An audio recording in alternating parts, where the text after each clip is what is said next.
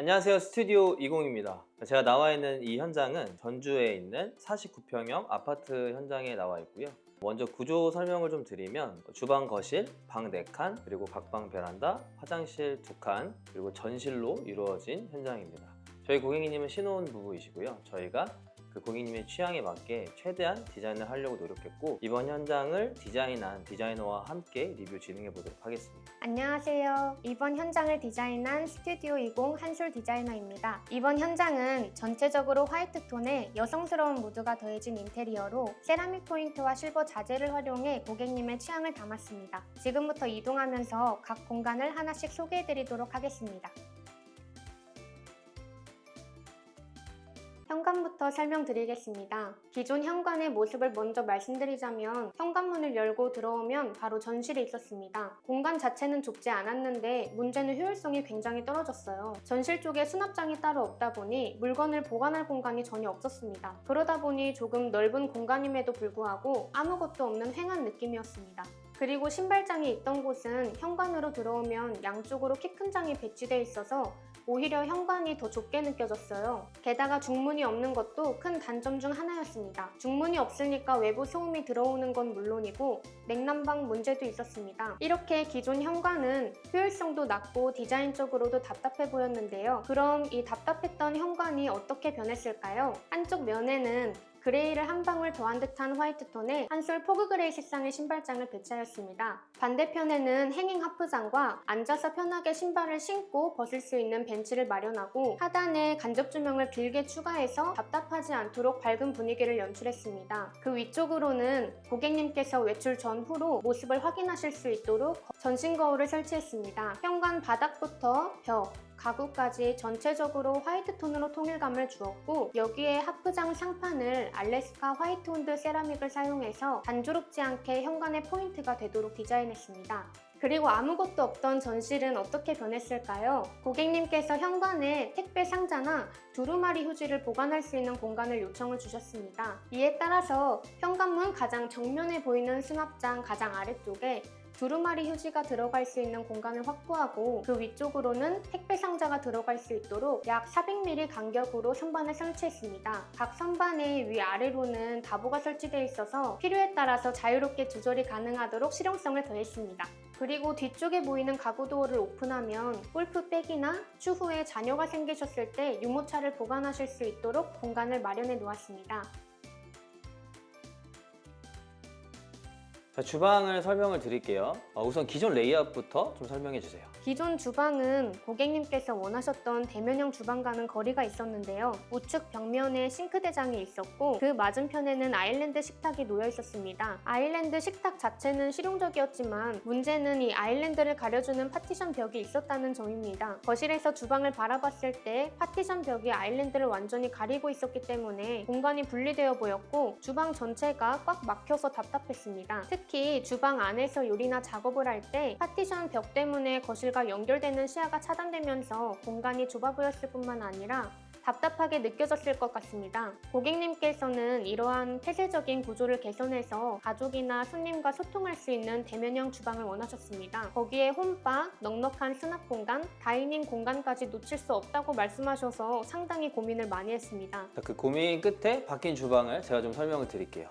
일단 가벽을 철거를 했고요. 가열대 개수대를 이 아일랜드로 저희가 뽑았습니다. 아일랜드 위치가 가벽 뒤에 숨어 있었는데 저희가 과감하게 거실을 바로 바라볼 수 있게 3200짜리 아일랜드를 설치를 했고, 원래대로라면은 저희가 자주 하던 이 아일랜드 후면에 냉장고 장을 놓는 경우들이 많은데 그렇게 되면은 앞에 식탁을 놓기가 조금 어려워서 깊이가 조금 얕은 홈바와 이 수납장으로 제 후면을 정리를 했고요. 그리고 제 좌측면에 기존 가열대 개수대를 없애고 냉장고 장과 키 큰 장, 그리고 다용도의 수납장을 설치를 했습니다. 항상 대면형 주방 얘기를 할 때 가장 중요하게 생각하는 부분이 보조 주방이잖아요. 이 집에는 사실 보조 주방이 없었어요. 하지만 저희가 보조 주방을 만들어 냈습니다. 냉장고장을 없애고 보조주방과 그리고 수납장, 분리수거함을 저희가 만들어 드렸고, 이게 노출이 되어 있으면은 좀 이쁘지 않아서 저희가 이렇게 페이크 도어로 만들어서 십자 형태의 키 큰 장을 만들었어요.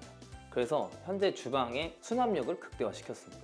주방 전체적인 톤앤 무드에 대해서 좀 설명 좀 부탁드릴게요. 주방 역시 화이트 톤을 베이스에 마라치의 깔라카타 엑스트라 세라믹을 사용해서 마치 흰 도화지에 예술 작품을 그려놓은 듯한 느낌을 연출해 보았는데요. 기대했던 대로 멋지게 잘 나와준 것 같습니다. 여기에 실버 선반, 그리고 손잡이, 실버 이온 콘센트와 스위치, 장식장에 실버 프레임까지 더해 세라믹과 어우러지는 포인트로 마감해 전체적으로 세련된 느낌을 살렸습니다.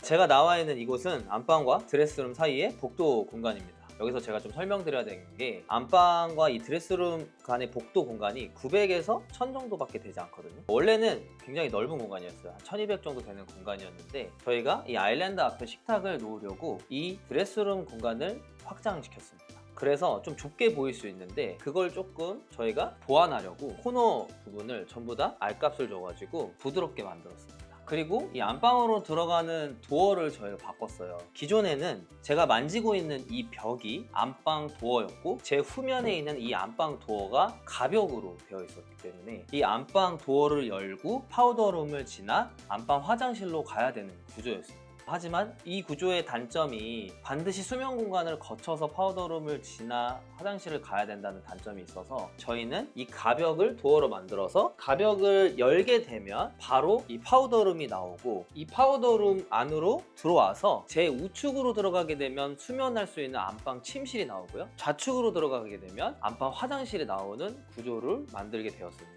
이렇게 되면은 이 안방을 사용하는 사람뿐만 아니라 외부인이 와도 이 수면 공간으로 가지 않고 바로 화장실을 이용할 수 있다는 장점이 있습니다. 그래서 안방 문을 열자마자 보이는 이 파우더 룸에 저희가 디자인을 조금 집중을 해보았는데 주방을 바라봤을 때 많이 보이는 이 세라믹을 이 안방 화장대에도 저희가 적용을 시켰습니다. 그래서 주방을 보고 있다가 안방으로 들어오면서 문을 열어도 이질감 없게 좀 연결성 있게 그렇게 디자인을 해보았습니다.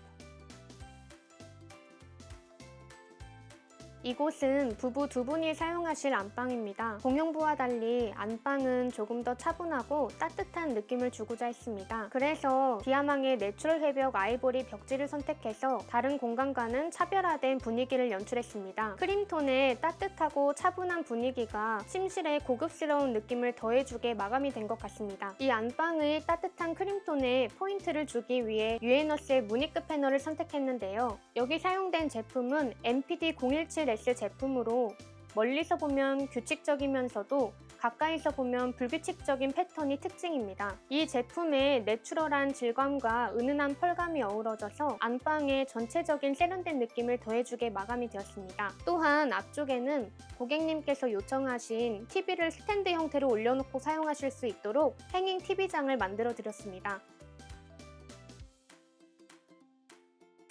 자, 안방 화장실을 소개해 드릴게요. 일단은 그레이 톤으로 전반적인 톤을 잡았고 지금 타일은 1200에 600각 타일을 사용을 했습니다. 그래서 넓어 보이는 효과가 있고 이 화장실 같은 경우에는 양변기, 세면대, 샤워, 그 다음에 욕조까지 다 갖추어져 있는 화장실인데 세면대 같은 경우에 저희가 많이 하는 일단 타일 세면대는 선택하지 않았고 안으로 매입하는 형식의 세면대를 선택을 했거든요. 이 도기가 안으로 매입되어 있다 보니까 이 물때 관리하는 게 굉장히 쉽고 그리고 이 위에 그 자재 같은 경우에는 같은 타일로 하지 않고 인조 대리석을 선택을 했습니다. 자, 인조 대리석을 하게 되면 이 폭이 600 이상 가게 됐을 때 이 매지 라인이 없어지기 때문에 관리가 굉장히 쉬워진다는 장점이 있습니다. 다만 이 타일과 좀 컬러를 좀 맞춰주면 좋거든요. 일반적인 그레이 타일에 이 머드 컬러의 인조 대리석을 사용을 하니까 이질감이 없이 좀 잘 묻어 나오는 것 같습니다. 이 샤워 공간과 욕실 공간 같은 경우에는 타일로 좀 포인트를 주고 싶어서 똑같이 1200에 600각 타일이지만 다른 재질을 갖고 있는 타일을 사용을 해봤거든요. 이 선반 안쪽이나 욕조 수전 위쪽에 이 선반의 벽면은 좀 다른 재질로 타일을 표현을 하면서 약간의 포인트를 줬다고 보실 수가 있습니다. 자, 이번 현장 어떠셨나요? 제 개인적으로는 이 주방 구조와 안방 구조를 좀 많이 바꾸면서 기존에 굉장히 불편했던 공간을 너무 유용한 공간으로 바꾼 현장인 것 같습니다. 네, 그리고 고객님께서 디자인을 제안을 드릴 때 그거를 잘 수용을 해주셔서 이렇게 디자인이 예쁘게 잘 마감이 된 것 같습니다. 네, 저희는 다음에 더 좋은 현장으로 찾아뵙도록 하겠습니다. 지금까지 스튜디오 20이었습니다.